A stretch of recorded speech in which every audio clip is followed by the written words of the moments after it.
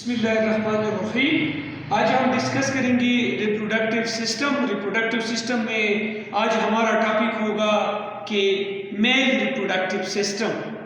तो male reproductive system को हम जब डिस्कस कर लेते हैं तो इसमें एक्सेसरी ग्लैंड्स भी होते हैं और साथ में सबसे पहला इसमें टेस्टिस, डक्ट्स, ग्लैंड्स, ये तीन आपने याद रखने हैं कि ह्यूमन रिप्रोडक्टिव सिस्टम में टेस्टिस होते हैं, डक्ट्स होते हैं और ग्लैंड होते हैं। लेकिन आज का हमारा जो टॉपिक होगा हम डिस्कस करेंगे कि टेस्टिस क्या है। तो सबसे पहले हम डिस्कस कर लेते हैं कि व्हाट आर टेस्टिस। टेस्टिस क्या होते हैं? टेस्टिस को हम कहते हैं कि ये मेल गुनेड्स है, मेल गुनेड्स या मेल सेक्स ऑर्गन है। और किस वजह से हम उसको मेल गुनेड्स या मेल सेक्स ऑर्गन कहते हैं? क्योंकि ये हमारे पास बनाते हैं स्पर्म। ये क्या बनाते हैं? स्पर्म बनाते हैं। इस वजह से टेस्टिस का जो प्राइमरी फंक्शन है वो क्या है? स्पर्म बनाना है। इस वजह से हम कहते हैं कि टेस्टिस जो है ये मेल सेक्स यूनिट्स होते हैं या मेल सेक्स ऑर्गन होते हैं।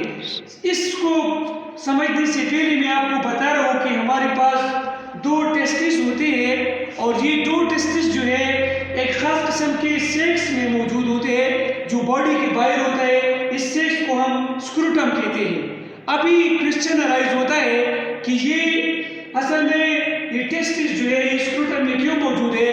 तो स्पर्मेटोजेनेसिस के लिए, स्पर्म बनाने के लिए इसके लिए एक खास किस्म के टेम्परेचर की ज़रूरत होती है जो 37 डिग्री सेंटीग्रेड से कम होते हैं। इस वजह से ये जो है बॉडी के बाहर रखे हुए है।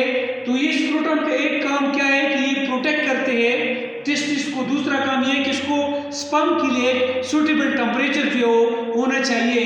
तो अभी अगर हम बात करें तो स्पर्म का फॉर्मेशन हम आज डिस्कस नहीं करेंगे। सबसे पहले ह्यूमन रिप्रोडक्टिव सिस्टम में, मेल रिप्रोडक्टिव सिस्टम में टू टेस्टिस होते हैं। टेस्टिस जो है इससे फिर क्या निकलते हैं? डक्ट्स निकलते हैं, मुख्तलिफ किस्म के डक्ट्स निकलते हैं। तो इसको अगर मैं जूम करूँ टेस्टिस को तो आपको पता है कि टेस्टिस के ऊपर जो लेयर्स मौजूद होता है इसको हम कहते हैं ट्यूनिका अल्बुजिना। ट्यूनिका अल्बुजिना जो है ये क्या करते हैं कि टेस्टिस को स्मॉल लिब्यूल्स में कन्वर्ट करते हैं, स्मॉल लिब्यूल्स में कन्वर्ट करते हैं। एफएससी की बुक के मुताबिक ये तकरीबन 250 से 300 लिब्यूल्स होते हैं। इन लिब्यूल्स के अंदर काइल स्ट्रक्चर मौजूद होते हैं। इस तरह की 1 से 4, 1 से 4 काइल स्ट्रक्चर मौजूद होते हैं। इसको हम कहते हैं सिम्निफरस ट्यूब्यूल्स। अभी ये सिम्निफरस ट्यूब्यूल्स में क्या होता है कि इसमें स्पर्म जो है वो बनते हैं, इसमें जर्म सेल्स होते हैं और वो स्पर्म बनाते हैं। अभी अगर मैं जूम करूं एक सिम्निफरस ट्यूब्यूल्स को, मैं यहाँ पर जूम करूं तो एक सिम्निफरस ट्यूब्यूल के अंदर दो किस्म के सेल्स होते हैं। एक को हम कहते हैं जर्म सेल और दूसरे को हम कहते हैं सर्टुली सेल्स। ये जर्म सेल्स क्या बनाते हैं? ये स्पर्म बनाते हैं। इसमें स्पर्म्स होते हैं और साथ में जो सर्टुली सेल्स होते हैं इसको हम नर्व सेल्स कहते हैं। नर्व सेल इसलिए कहते हैं कि जो स्पर्म बनते हैं ये स्पर्म आके इस सर्टुली सेल्स के में मतलब घुस जाते हैं। इसका हेड सर्टुली सेल में एंटर हो जाता है। तो ये सर्टुली सेल इसको क्या देते हैं? ये सर्टुली सेल इस स्पर्म को न्यूट्रिशन देते हैं। साथ साथ में सर्टुली सेल जो है ये क्या करते हैं? एक खास किस्म के हार्मोन प्रोड्यूस करते हैं और ये इस हार्मोन का नाम क्या है? इनहिबिन। ये इनहिबिन क्या करते हैं कि ये एफएसएच फॉलिकल स्टिमुलेटिंग हार्मोन को स्टॉप करते हैं। एक बहुत जबरदस्त इंपॉर्टेंट क्वेश्चन है कि ये क्या करते हैं कि ये मुलेरियन इनहिबिटिंग फैक्टर को भी क्या करते हैं? प्रोड्यूस करते हैं। जो मुलेरियन डक्ट बनाता है, मुलेरियन डक्ट वो डक्ट होता है जिससे फिलामेंट ट्यूब बनते हैं। क्योंकि ये मेल होता है तो मेल में फिलामेंट ट्यूब नहीं बनते, यूटेरस नहीं बनता।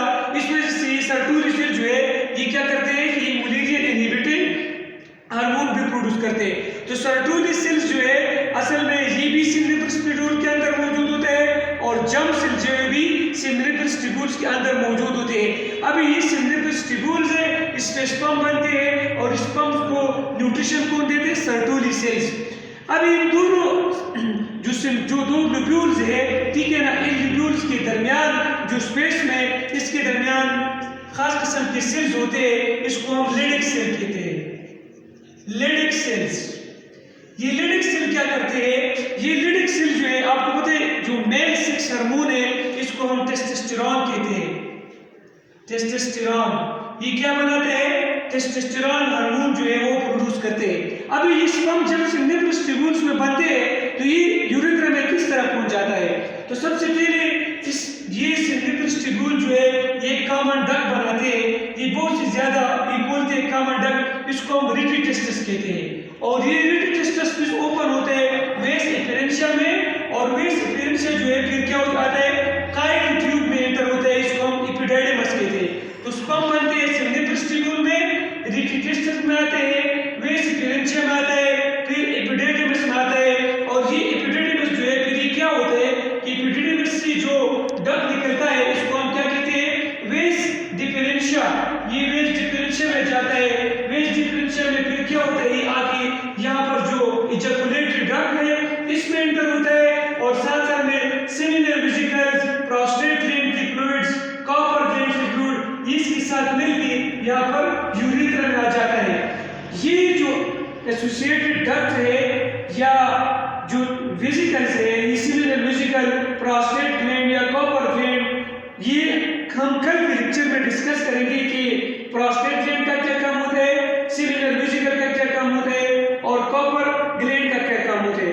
आज जो है हमारा फोकस था कि टेस्टिस में टेस्टिस क्या है और ये मौजूद कहाँ पे है। तो टेस्टिस जो स्क्रूटम में मौजूद है इसके लिए मैंने आपको बताया कि 37 डिग्री से कम टेम्परेचर है होना चाहिए, इस वजह से जो है टेस्टिस जो है ये नीचे आई है। अभी ये टेस्टिस जो है ये बनते एब्डोमेन में, और ये फिर क्या होता है कि नीचे आके यहाँ पर स्क्रूटम में जो है मौजूद होते हैं।